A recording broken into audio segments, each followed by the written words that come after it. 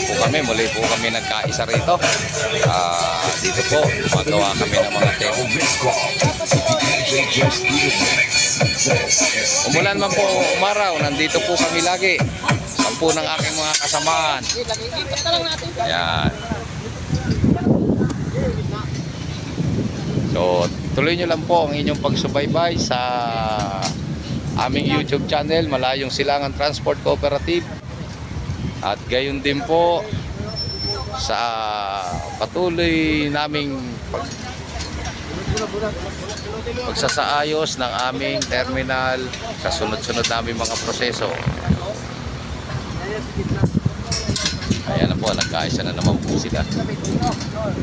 Salamat po sa inyong lahat. Sana po patuloy nyo subaybayan ang aming YouTube channel at wag po kayong magsasawa.